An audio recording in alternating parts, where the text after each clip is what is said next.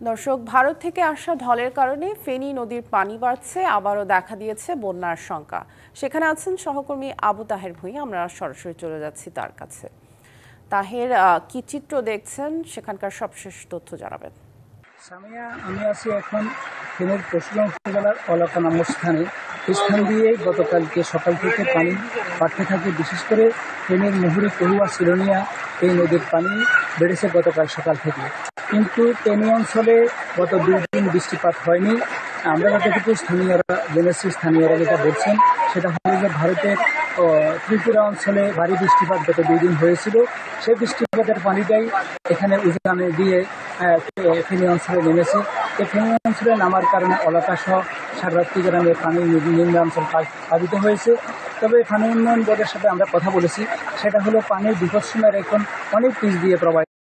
122 স্থানের প্রায় 102টি স্থান ভেঙেছিল। গত জুলাই 8 জুলাই এই বছরের বন্যায় আরও 41 স্থান ভেঙেছিল। সেই ভাঙ্গন স্থানগুলো মেরামত কাজ চলছিল। ছোট বড় মিলে আমি একটু যদি দেখাই, ছোট বড় মিলেই অনেকগুলো ভাঙ্গনের মধ্যে কিছু মেরামত কার্যক্রম চলছিল। মোনালিসা হেভি ফ্লো 15 পিস প্যাকেটের সাথে 8 পিসের একটি প্যাকেট একদম ফ্রি। সেই মেরামত কার্যক্রমের মধ্যে 28টি যে কাজ চলছিল, সেই কাজগুলো সেটা সম্পূর্ণ হওয়ার আগে আবার ফের বন্যার সৃষ্টি হয় এবং পানি আসে, সেই কাজগুলো বন্ধ হয়ে যায়। এর মধ্যে 6টি বড় ভাঙ্গন ছিল, সেগুলো মেরামত শুরুই করা যায়নি।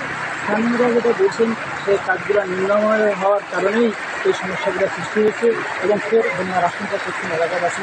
এতে মানুষের যে দুর্বিষহ জীবন দুর্যোগে অন্তরণ এখনও যেটা যদি আবার আমরা যেটুকু পৃথিবীতে আবহাওয়া যে দেখছে আগামী 24 তারিখে আবার বৃষ্টির আশঙ্কা রয়েছে, তখন সেই যদি বৃষ্টিপাত যদি বাংলাদেশে হয় বা ভারী বৃষ্টিপাত যদি ভারতে হয়, তাহলে আবার সে বন্যায় পড়বে ফেনীবাসী।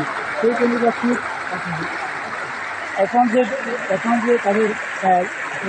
যে সমস্যাটা, সেই সমস্যাটা হলো যে সেটা হলো যে ভারতের যে উজান থেকে নেমে আসা পানি থেকে ফেনীবাসীকে রক্ষার জন্য যে 122 কিলোমিটার দৈর্ঘ্য ফেনী, কহুয়া, সিলোনিয়া নদীর বন্যা নিয়ন্ত্রণ বাড়তি যদি স্থায়ীভাবে মেরামত করা হয়, তাহলেই এখানকার মানুষ এই অঞ্চলের বন্যার কবল থেকে মুক্তি।